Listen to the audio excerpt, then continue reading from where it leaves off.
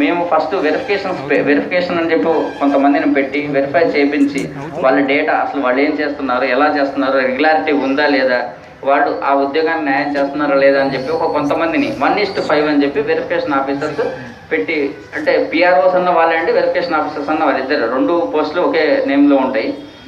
వాళ్ళ ద్వారా ఒక నివేదిక తీసుకుంటాం మేము. ఆ నివేదిక తీసుకోవడానికి ఒక 4 రోజులు టైం పెట్టి నివేదిక తీసుకొని ఆ నివేదికని వాళ్ళు మీ మండలం అంటే విజయనగరం జిల్లా నుంచి 4గురిని మాకు సెలెక్ట్ చేయడం జరిగింది. ఆ 4గురిని మేము టీఎస్సీ అనే ట్రస్ట్ అవార్డు కౌన్సిల్ అని చెప్పి ఒక కమిటీ ఉంటుంది. ఆ కమిటీని ఆ నివేదికని ఇస్తే ఆ నివేదిక వాళ్ళు మాకు ఫిబ్రవరి 1వ తారీఖు ఇచ్చారండి. ఫిబ్రవరి 1వ తారీఖు మేము ట్రస్ట్ కౌన్సిల్కి పంపించడం జరిగింది. వాళ్ళు ట్రస్ట్ కౌన్సిల్లో దీనికి సంబంధించి ఎంఈఓల్ని వాళ్ళని అంటే పర్సనల్గా అంటే వాళ్ళని కలవడం జరగదు.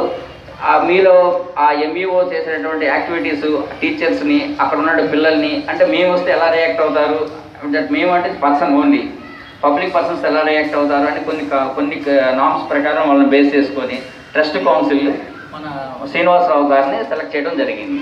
సెలెక్ట్ చేయడం జరిగిన తర్వాత 9వ తారీఖు శ్రీనివాసరావు గారికి ఒక లెటర్ పంపించాం 9/4/2016. సార్ మీరు ఇట్లా మా ట్రస్ట్ నుంచి బెస్ట్ అడ్మినిస్ట్రేటర్ అవార్డు స్టేట్ అవార్డుకి సెలెక్ట్ అయ్యారండి, మరి మీ యొక్క ఒపీనియన్ ఏంటని అడగడం జరిగింది. అతను దాన్ని ఆలోచించి 4/30/2016 తారీఖున నాకు అతను యాక్సెప్ట్ చేసినట్టుగా మాకు ఒక లెటర్ పంపించాడు.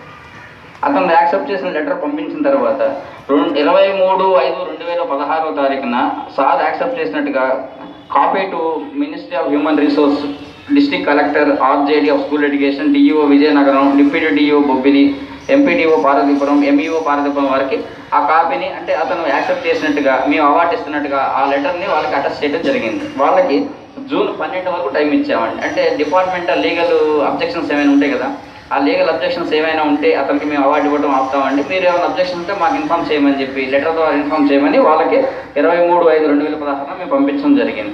వాళ్ళు నో అబ్జెక్షన్స్ అని చెప్పడం వల్ల లోకల్ ఇన్ఫర్మేషన్ అబ్జెక్షన్స్ ఏమైనా ఉంటాయని చెప్పి మళ్ళీ న్యూస్ పేపర్ యాడ్ ఇచ్చామండి. న్యూస్ పేపర్ యాడ్ 1/6/2016 ఇచ్చాం. మీకు న్యూస్ పేపర్లో న్యూస్ 2/6/2016 రావడం జరిగింది. 2/6/2016 నుంచి మళ్ళీ 15 డేస్ గ్యాప్ ఇచ్చి 16/6/2016 నా శ్రీనివాసరావు గారికి అవార్డు ఇస్తున్నట్టుగా మళ్ళీ కాపీ టు ఇందాక చెప్పినటువంటి 9 మంది ఆఫీసర్స్కి అటెస్ట్ చేయడం జరిగింది. శ్రీనివాసరావు అప్పుడు కాల్ చేసి మీకు అవార్డు ఇస్తున్నామని చెప్పి ఇన్ఫామ్ చేశామండి. ఈ రకంగా ట్రస్ట్ కౌన్సిల్ ఇచ్చిన రిపోర్ట్ని, వెరిఫికేషన్ ఆఫీసర్ ఇచ్చిన రిపోర్ట్ని బేస్ చేసుకొని అవార్డు ఇవ్వడం జరుగుతుంది. అయితే మేము అవార్డు ఇచ్చిన తర్వాత మా స్నేహితులు కానీ తెలిసిన వాళ్ళు మిగతా 14 మెంబర్స్ మేము కూడా అవార్డు ఇస్తామండి అని అడిగారు. ఎందుకంటే నేను అవార్డు అతనికి ఇవ్వడానికి 10 రోజులు రిక్వెస్ట్ చేయాల్సి వచ్చింది.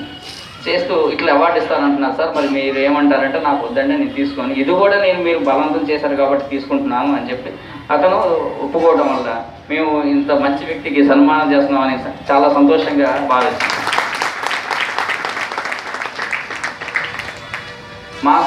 మా సంస్థలు అవార్డు తీసుకోవాలంటే ఎటువంటి సిఫార్సులు కానీ ఏమీ అవసరం లేదు. మేము నోటిఫికేషన్ చేసిన తర్వాత మేమే వెరిఫికేషన్ చేసుకుంటాం. ఎందుకంటే మాకు స్టేట్ వైడ్గా దాదాపు 370 మంది వాలంటీర్స్ ఉన్నారండి. ఆ వాలంటీర్స్ ఇచ్చిన రిపోర్ట్ని ప్రతిదీ ట్రస్ట్ కౌన్సిల్కి పంపించి ఆ ట్రస్ట్ కౌన్సిల్ ద్వారా నేను వాటిని సెలెక్ట్ చేసి మేము మళ్ళీ మాట్లాడి, ఎందుకంటే శ్రీనివాస్ గారిని మా అబ్జర్వేషన్లో మేము 3 నెలలు 90 రోజులు అబ్జర్వ్ చేయడం జరిగింది. అంటే డిఫరెంట్ ఇన్ఫర్మేషన్స్ కోసం వెళ్ళడం కానీ, కాల్ చేసినప్పుడు కానీ రెగ్యులర్గా టైంకి ఆఫీస్కి వస్తున్నాడా లేదా, అసలు ఏం చెప్తున్నాడు, ఫోన్ చేసినప్పుడు నేను ఆఫీస్లో లేనంటే బయట ఉన్నాను అంటే అసలు ఆఫీస్లో ఉన్నాడా బయట ఉన్నాడా అని ఆ విషయాలు మేము అబ్జర్వ్ చేసి 90 రోజులు అబ్జర్వ్ చేయడం జరిగింది. 90 రోజులు అబ్జర్వ్ చేసిన తర్వాత మేము 9/4/2016 అతనికి సార్కి మీకు ఇట్లా అవార్డు ఇస్తామని ఒక లెటర్ పంపించడం జరిగింది. లెటర్ పంపించిన తర్వాత సార్ మాకు ఫోన్ చేశారు. లెటర్ పంపించేటప్పుడు కూడా సార్ మీకు లెటర్ పంపిస్తున్నాము ఇది అని చెప్పలేదు. అండ్ పంపించిన తర్వాత సార్ నాకు ఎందుకంటే అవార్డు నాకంటే బాగా చేసే వాళ్ళు ఉంటారు, మీరు వాళ్ళకి ఇవ్వండి అని సారు అలా సిఫార్సు చేశారు. కాదండి లేదండి, ఎందుకంటే ఇప్పుడు జనరల్గా మీ టీచర్ అంటే ఒక మండలంలో చేస్తే ఆ మండలంలోనే ఉంటారు, ఆ మండలంలోనే చేస్తారు, లేదా పక్క మండలం జిల్లా వరకే వెళ్తారు. మా సంస్థ ఏంటంటే ఈ 24 జిల్లాలు అంటే తెలంగాణ ఇప్పుడు సపరేట్ అయింది కాబట్టి 24 జిల్లాల్లో మేము దాదాపు చాలా 90% స్కూల్స్ కవర్ చేస్తాము.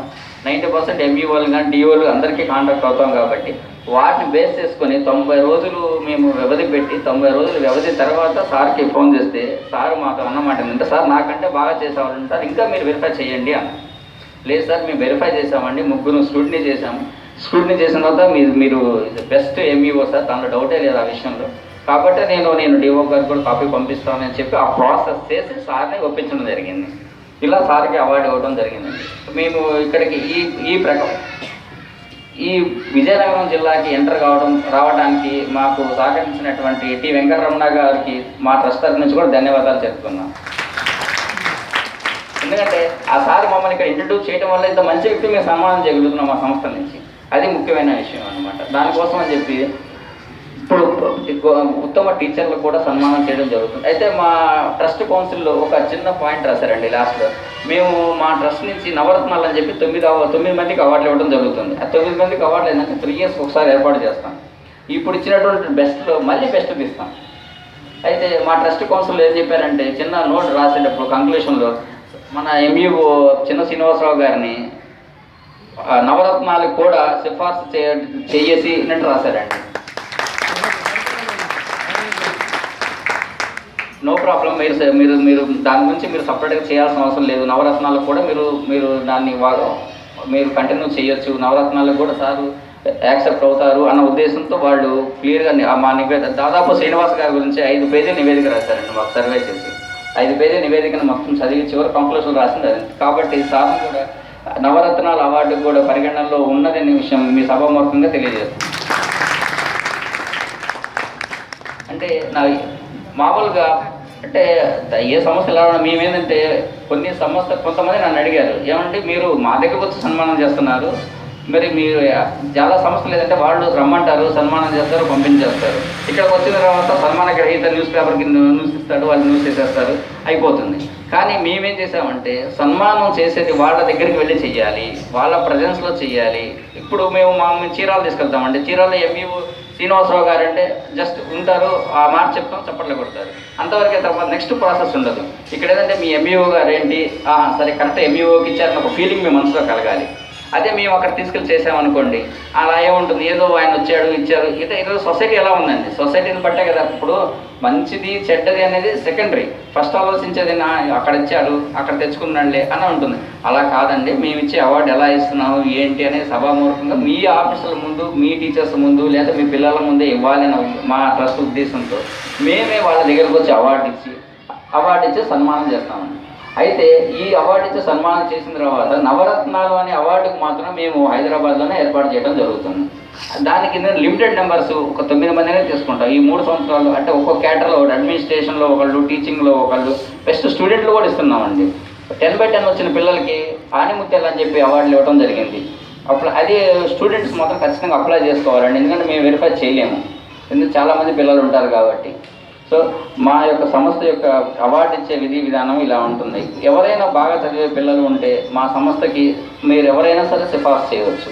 సిఫార్సు చేస్తే వాళ్ళకి ఒక ఎగ్జామ్ పెట్టడం జరుగుతుంది. ఆ ఎగ్జామ్లో వాళ్ళకి 80% మార్కులు వస్తే వాళ్ళకి ఫీజు పే చేస్తాం మేము. అంతే, పేదవాళ్ళు అనేది కాదండి. ఇక్కడ బాగా చదివే పిల్లలు అయితే మాకు అవసరం, బాగా చదివే పిల్లలకే ఫీజులు పే చేస్తాం మేము. అంతేగాని పేదవాడు ఒక్కొక్క టీచర్ ఉంటారు, ఈ పేదవాడు అండి మీరు ఆ పిల్లవాడికి డబ్బులు ఇవ్వమంటారు.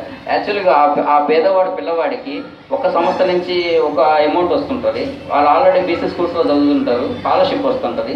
ఇప్పుడు ఒక పీజీ చేసే స్టూడెంట్ ఉన్నాడు, ఇంజనీరింగ్ చేసే స్టూడెంట్ ఉన్నాడు, అతను 30,000 రూపాయలు స్కాలర్షిప్ వస్తుంటుంది. అతను ఏమంటాడు, నేను పేదవాడిని అండి, నాకు ఒక అప్లికేషన్ పెట్టున్నాను.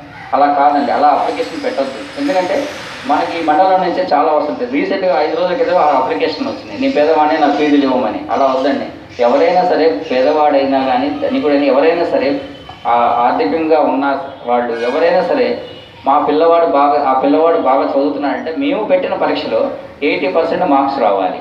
80% మార్క్స్ వచ్చిన వాడికి మాత్రమే మేము ఆ పిల్లవాడికి ఆర్థిక సహాయం చేస్తాం. కానీ పేదవాడు కాదా అనేది మాత్రం మాకు మీ ట్రస్ట్ పెట్టిన నామ్స్లో మాత్రం అది మేము మెన్షన్ చేయలేదండి. బాగా చదివే పిల్లవాడికి బహుమతిగా అమౌంట్ ఇవ్వడం జరుగుతుంది. సభని ట్రస్ట్కు సంబంధించి ఆన్లైన్లో అప్లికేషన్ ఉంటుందండి, ఆన్లైన్లో ఏదైనా అప్లై చేసుకోవచ్చు. అవార్డ్స్ మాత్రం మేమే చేస్తాము అండి. సభను అలంకరించిన పెద్దలకు నాకు ఈ అవకాశం ఇచ్చినందుకు ధన్యవాదాలు. ఒక విషయం చెప్పడం వచ్చింది. ఈరోజు నిజమైన